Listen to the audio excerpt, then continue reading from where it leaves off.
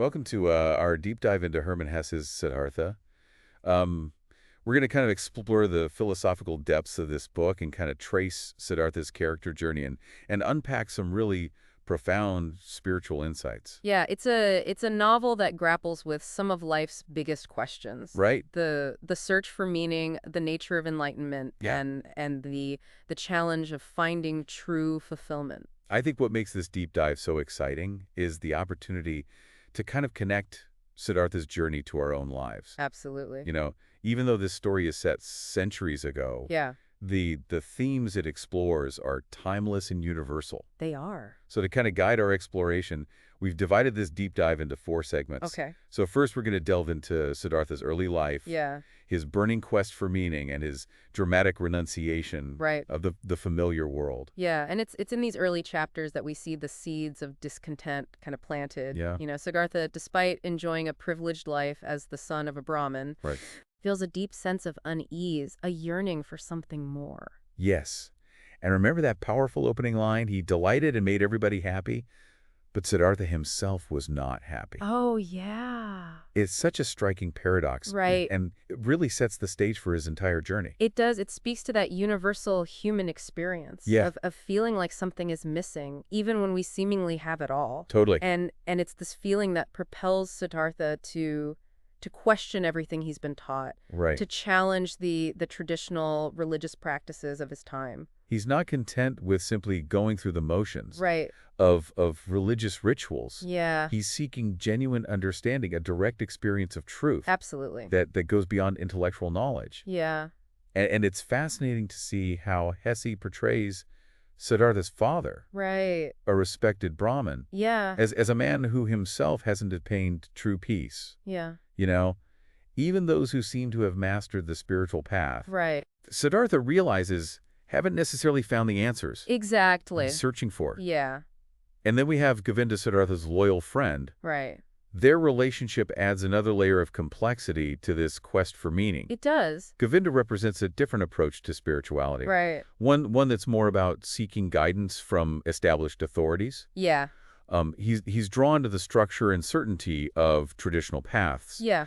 while Siddhartha is driven by this inner voice urging him to forge his own unique way. Right. His own path. And their contrasting personalities become even more apparent when they encounter the samanas, Oh, yeah. those wandering ascetics who practice extreme self-denial. That's right. Talk about hardcore practices. Yeah. They fast for weeks, they reject all sensual pleasures, Right. and even try to detach from their physical bodies. Through intense meditation. It's clear that Siddhartha is willing to go to great lengths to escape the confines of his ego, Yeah. to break free from what he sees as the cycle of desire and suffering. And Hesse uses vivid imagery to describe these practices. Yes. Remember that passage where Siddhartha learns to die to his senses? Yeah. To become like a dead jackal in his skillnet? It's a powerful metaphor for his attempt to transcend the limitations of his physical self. It is.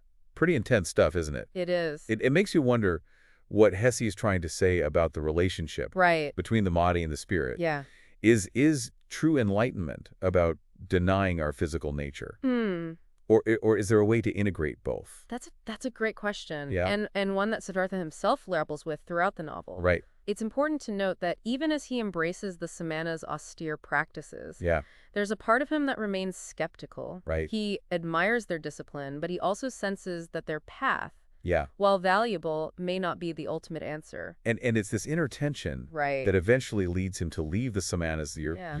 He begins to realize that true enlightenment can't be found Right. by simply following someone else's path, Yeah. no matter how rigorous or well-intentioned. Exactly. He comes to understand that the journey to enlightenment is deeply personal, Right. and that relying on external authorities Yeah. can only take you so far. And it's a pivotal moment for his relationship with Govinda, too, Yes. because Govinda chooses to stay with the samanas, Right. believing that he's finally found the true path. Yeah.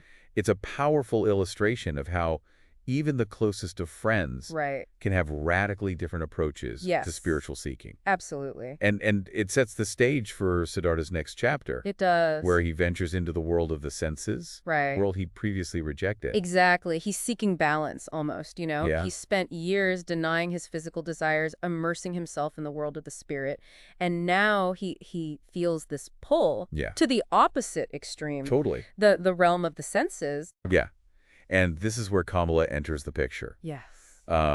She's a beautiful courtesan, skilled in the art of love and pleasure. Right.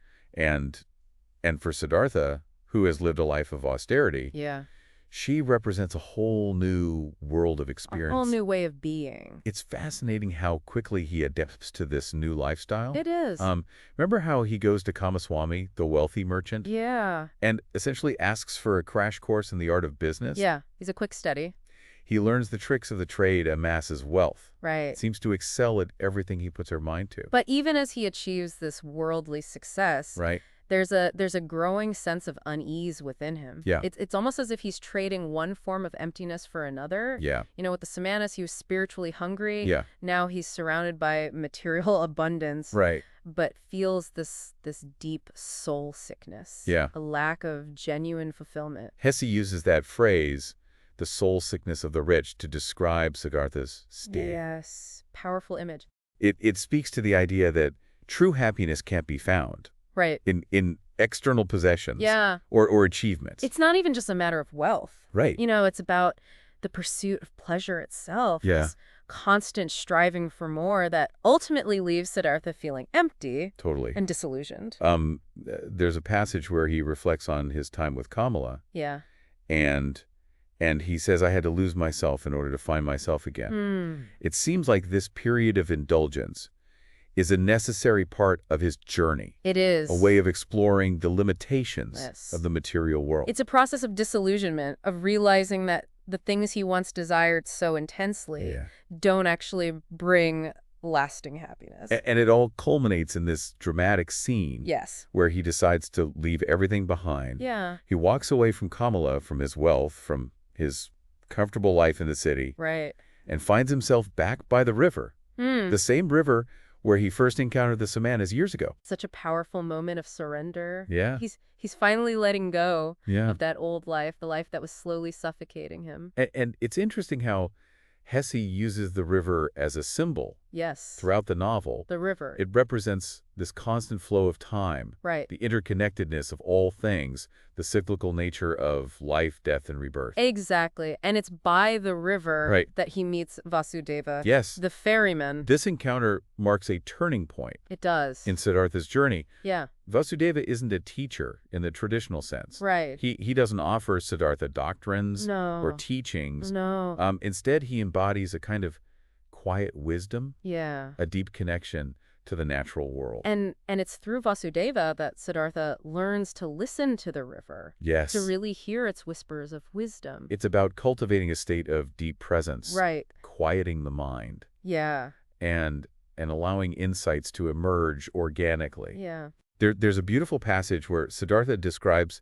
this shift in perception. Oh, yeah. He says, the world was beautiful when looked at in this way, without any seeking so simple, so childlike.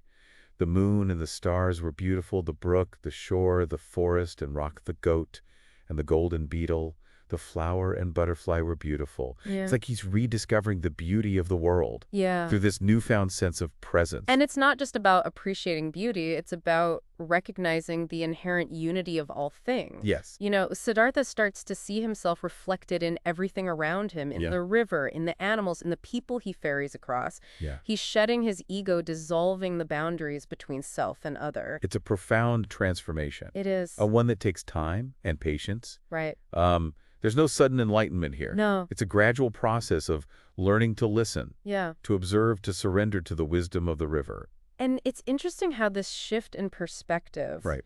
also affects Siddhartha's relationships. Yeah. He no longer judges or categorizes people as he once did. Right. He sees their joys and sorrows, their strengths and weaknesses, Yeah. the newfound compassion and understanding. He even develops a deep affection for the ordinary people he encounters. Yeah, The merchants, the laborers, the travelers. right. He recognizes their shared humanity their common yearning Yeah. for happiness and fulfillment. And it's during this time by the river that Siddhartha experiences fatherhood, Yes. which brings another layer of complexity to his journey. Kamala, his former lover, dies Right. and leaves their son in Siddhartha's care. It's true. And this unexpected turn of events throws him for a loop. Yeah. You know, he's finally found this hard-won peace, this sense of detachment from worldly desires. Yeah.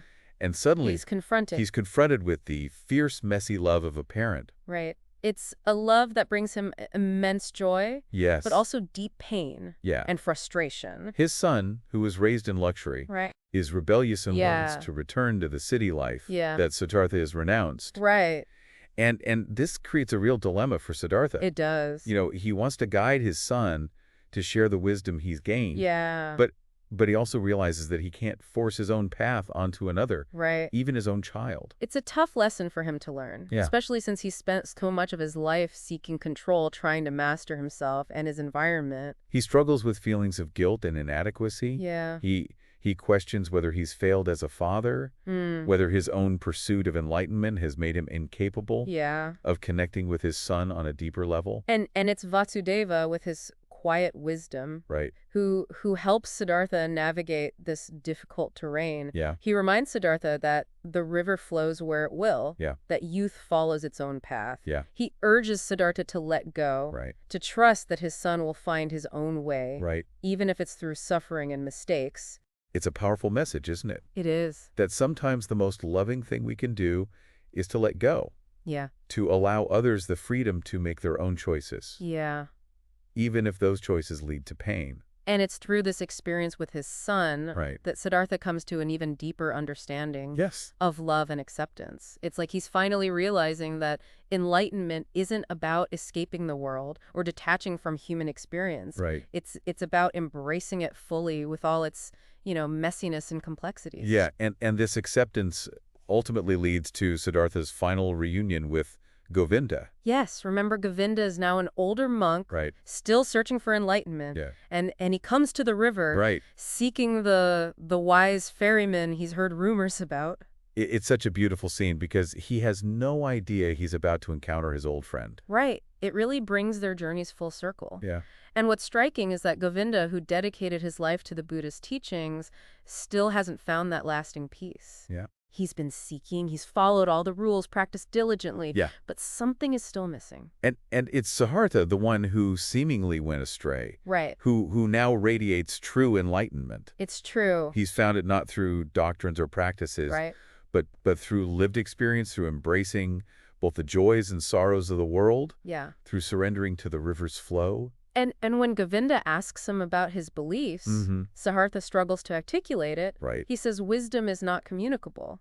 The wisdom which a wise man tries to communicate always sounds foolish. It's like trying to explain the taste of water. Right. You have to experience it for yourself Exactly. to truly understand. And for Govinda to glimpse Siddhartha's enlightenment. Okay. And it comes through a simple act, a kiss on the forehead. What a powerful image. And in that moment, Govinda experiences a vision. Yeah. He sees a continuous stream of faces, Yeah. all changing, all interconnected, Right. all embodying different aspects of Siddhartha and ultimately of life itself. And he recognizes in Siddhartha's smile the same smile he'd once seen on the face of the Buddha. Yes, calm, delicate, impenetrable, perhaps gracious, perhaps mocking wise thousandfold. Wow. It's the smile of one who has transcended duality, Yeah. who sees the unity in all things, the eternal present in every passing moment. It's a beautiful culmination of Siddhartha's journey. It is. He's come full circle, returning to a state of peace and wisdom that transcends the limitations of any specific path or doctrine. And it leaves us with some profound questions to ponder. Yeah. What if we could listen to the river of our own lives? What wisdom might it whisper to us? Yeah. What experiences might we need to embrace? What attachments might we need to let go of in order to find that same serenity, that same sense of unity? Exactly. Well, we've reached the end of our deep dive into Siddhartha. Yeah. But the journey doesn't have to end here. That's right. As you go about your day, perhaps you'll find yourself listening a little more closely to the river of your own life. Yes. What lessons are whispering to you? What experiences are shaping your own path? What will it take for you to find that same radiant smile?